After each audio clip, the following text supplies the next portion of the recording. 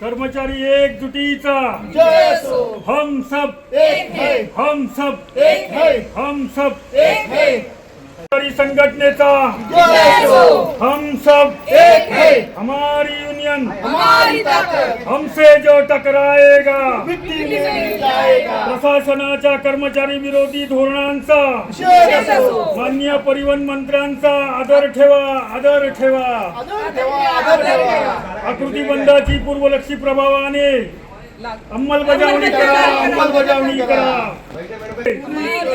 कर्मचारी एकजुटीचा जय असो। हम सब एक है, हम सब एक है, हम सब एक है। परिवहन विभागातील लिपिक वर्गीय व चतुश्रेणी कर्मचाऱ्यांच्या दीर्घकाळ प्रलंबित असलेल्या विविध मागण्यांकडे शासनाचे लक्ष वेधण्यासाठी रत्नागिरी येथील उपप्रादेशिक परिवहन RTO कार्यालयातील कर्मचाऱ्यांनी मंगळवारी लाक्षणिक संप पुकारला। राज्य मोटार वाहन विभाग कर्मचारी संघटनेच्या आदेशानुसार करण्यात आलेल्या या आंदोलनात वरिष्ठ लिपिक टंकलेखक तसेच चतुश्रेणी कर्मचारी सहभागी झाले। दरम्यान मागण्यांबाबत सकारात्मक निर्णय न झाल्यास 16 जूनपासून बेमुदत संप पुकारण्याचा इशाराही कर्मचाऱ्यांनी दिला। राज्य मोटार वाहन विभाग कर्मचारी संघटनेने 24 मे रोजी घेतलेल्या निर्णयानुसार राज्यभर आंदोलनाची हाक देण्यात आली। त्यानुसार रत्नागिरी RTO कार्यालयातील कर्मचाऱ्यांनी सकाळी कार्यालयासमोर निदर्शनं करत शासनाच्या धोरणांविरोधात नाराजी व्यक्त केली। यापूर्वी 26 मे रोजी संघटनेच्या मुख्य सरचिटणीसांनी परिवहन आयुक्त कार्यालयाला संपाची रीतसर नोटीस दिली होती। आंदोलनादरम्यान कर्मचाऱ्यांनी शासन व प्रशासनाने प्रलंबित मागण्यांबाबत ठोस व सकारात्मक भूमिका घ्यावी अशी मागणी केली।